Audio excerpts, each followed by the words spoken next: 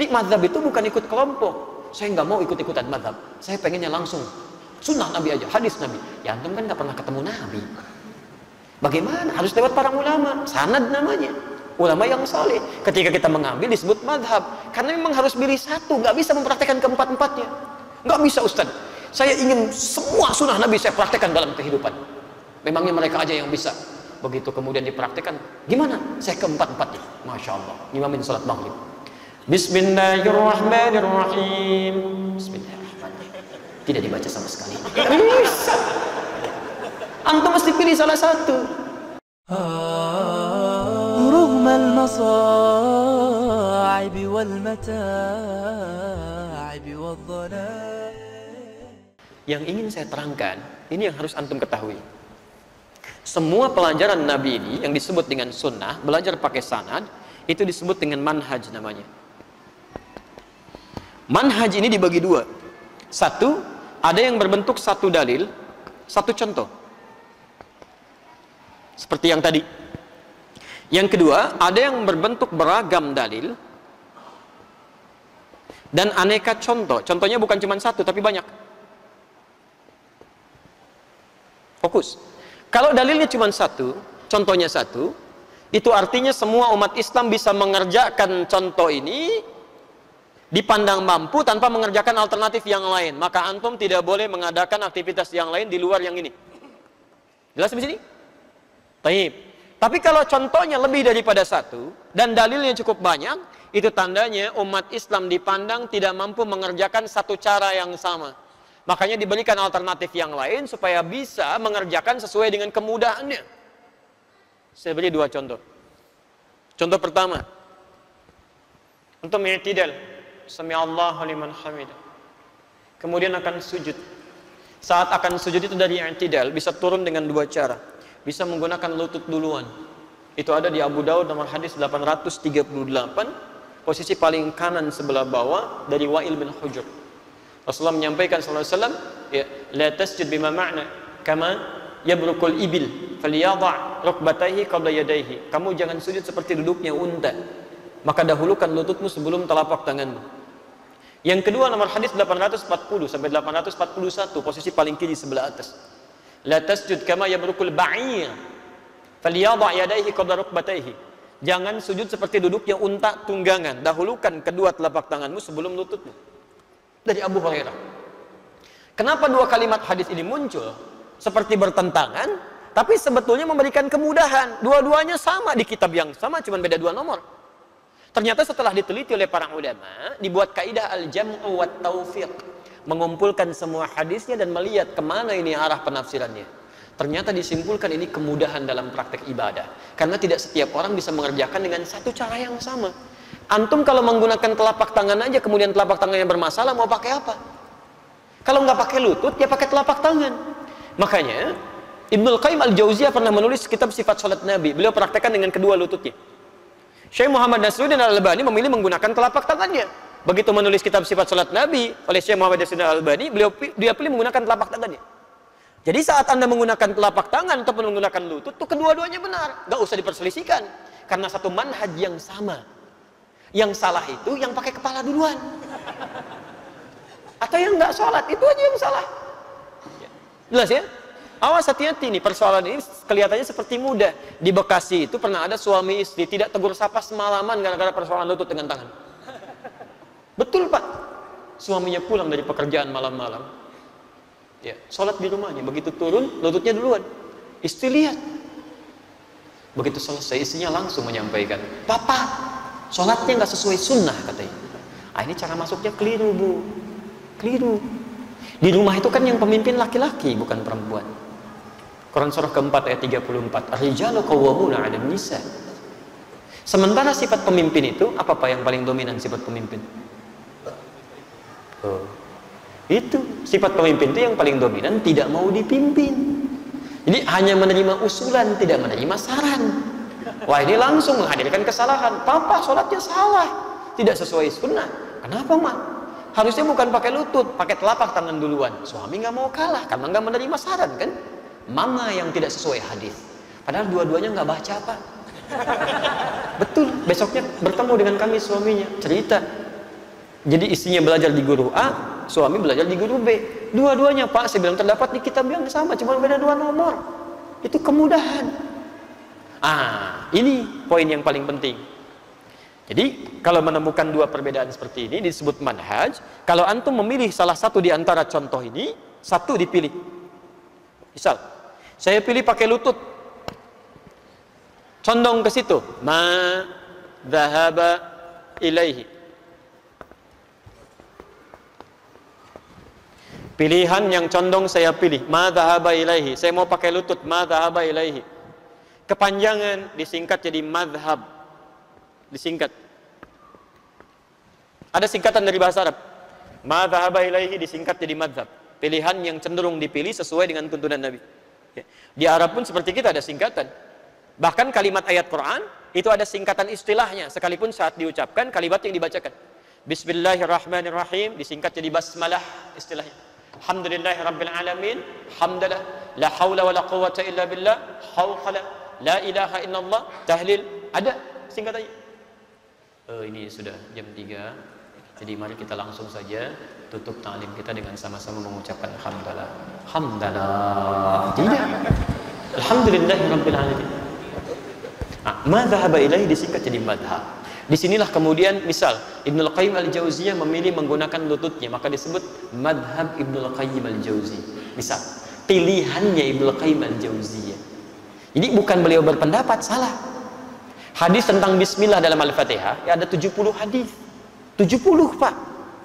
Cara bacanya dari Nabi ada 4. Bisa dijaharkan Bismillahirrahmanirrahim. Bisa disirkan Bismillahirrahmanirrahim. Bisa tidak dibaca sama sekali. Bisa dibaca rakaat pertama, selanjutnya tidak.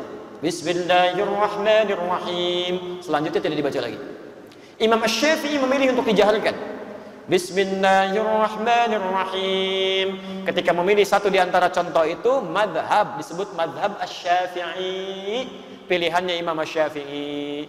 Bukan madhab itu aliran Asy-Syafi'i, bukan. Karena Imam Asy-Syafi'i nggak punya aliran. Itu pilihan dari manhaj yang nyambung ke Nabi. Pilih satu. Imam Ahmad bin Hanbal memilih disirkan. Imam Malik, Imam Abu Hanifah memilih tidak dibaca. Langsung Alhamdulillahirabbil alamin. Itu madhab namanya. Dan kita belajarnya lewat situ, terhimpun, nyambung, kita masuk.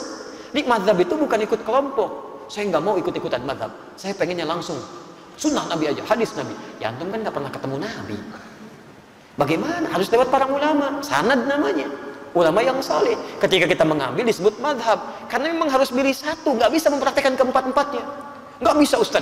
Saya ingin semua sunnah Nabi saya praktekkan dalam kehidupan. Memangnya mereka aja yang bisa. Begitu kemudian dipraktekkan, gimana? Saya keempat-empatnya. Masya Allah. Imamin salat maghrib. Bismillahirrahmanirrahim. Bismillahirrahmanirrahim. Tidak dibaca sama sekali. Bisa. Antum mesti pilih salah satu. Makanya di Timur Tengah pun begitu. Saya alhamdulillah sempat diberikan kesempatan ada tinggal di 5 negara. Dan alhamdulillah bisa belajar ke guru-guru juga. Saya belajar dari guru-guru di Madinah. Di guru pertama saya ada di Madinah, guru saya. Ada di Mesir, ya. Ada yang di Libya. Dan masya Allah di mereka itu dipraktekkan satu pilihan supaya mudah gitu. Misal di Saudi, di Madinah, di Makkah itu madhabnya Hambali. Supaya dari kecil sampai dewasa nggak bingung. Itu aja terus anak TK sampai dewasa.